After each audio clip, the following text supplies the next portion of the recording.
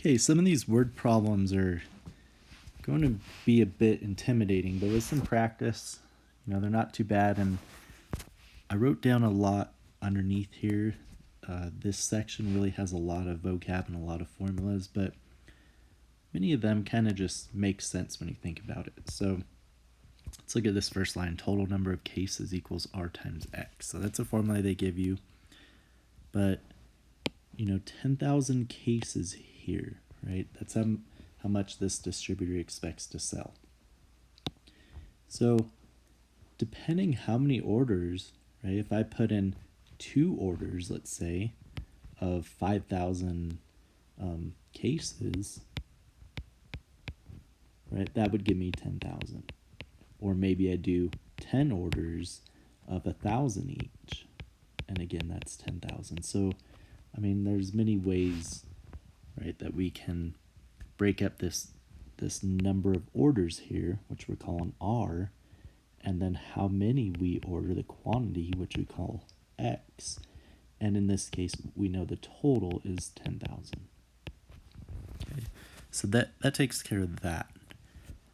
This next formula, inventory cost, that's what we're trying to minimize. They call it the economic order quantity, the EOQ. Okay, the cost of holding this inventory is gonna be the ordering cost plus the carrying cost. So what does the carrying cost mean? That it's like, to store it, maybe some of these, I know not in this case tennis balls, but maybe it needs refrigeration, the building, the shelving, right? Everything that it costs to carry these items that you're gonna sell for profit. And to add to that, the carrying cost, we need this average number of cases. So what we do there is we take X over 2, and that's a whole other explanation, but basically it works like this. Like, say you have on hand, say we did this scenario here, right? So we have a certain number of tennis balls on hand. We order 1,000 at a time. So theoretically, we started with 0 and we order 1,000. As time goes, so this is time, this is the quantity, how much we have. As time goes, we're going to start to deplete this, right? And in a perfect world, would get down to exactly 0 and order a full 1,000 that would be there that day, right? And we'd start over again. And as time goes, we sell, and then we do the next order, and so forth. The problem is, I don't know if it's going to be 10 different orders or just 2, or, how many it's going to be.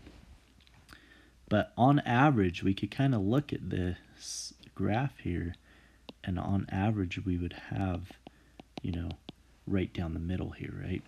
So again, this is the example with ordering 1,000, so my average would be 500, but we don't know that it's going to be 1,000, so our average is X divided by 2, whatever this X is, right? Divide that by 2. Okay. So let's look at the information given in this for this inventory cost. So we have this inventory cost equals the ordering cost. So it tells us in here the charges every order is $80. Okay. So it's $80 per order, and I don't know how many orders, right? It's multiplied by R. Because if I had 10 orders, then I'd have to do $80 per order times 10.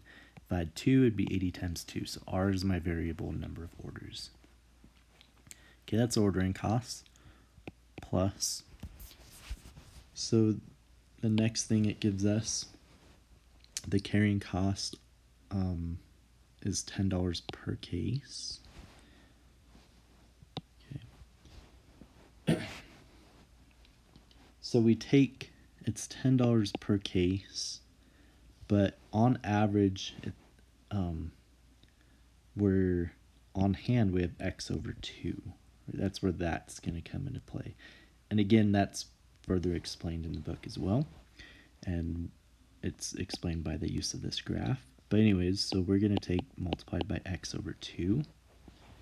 So that is our carrying cost, $10 per case. And how many cases do I have? On average, I have x over 2. Right down that middle. Okay.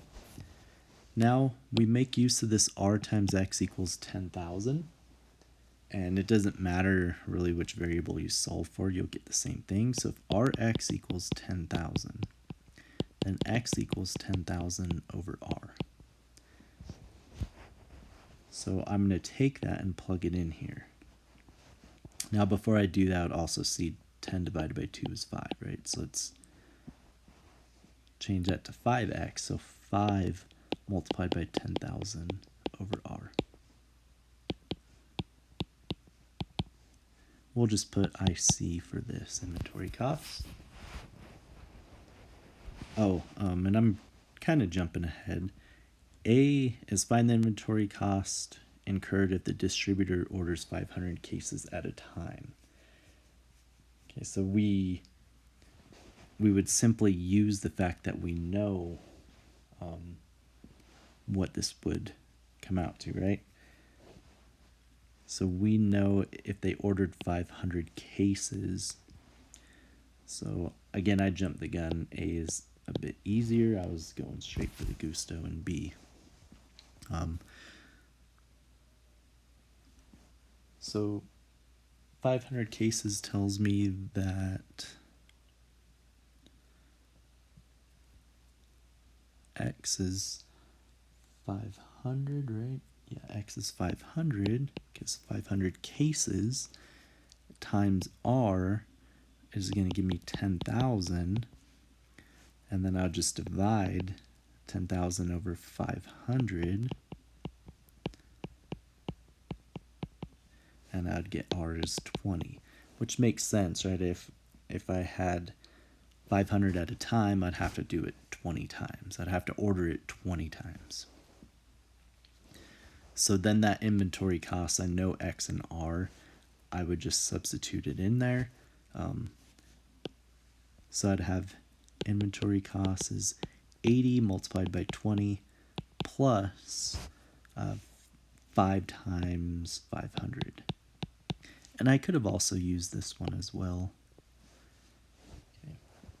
So that's what, 1600 plus 2500 is $4,100. And was this in, yeah, this wasn't in any special unit like hundreds of dollars or anything. So the inventory cost was $4,100. Okay, now moving on to B. So we're trying to minimize this, right? I wanted to jump straight to the calculus, and that's why I jumped the gun on A over there, but we want to minimize this. So let's just call this, y or f of x or whatever. That's my variable.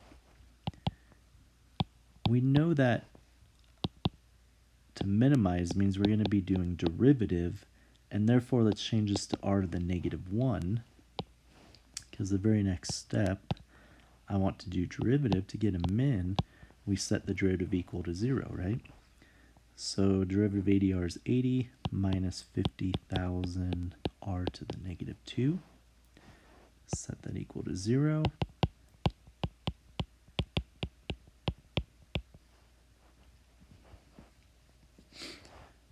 So 50,000 over r squared equals 80. Add that to the other side. Multiply by r squared and divide by 80. So 50,000 over 80. We get 625.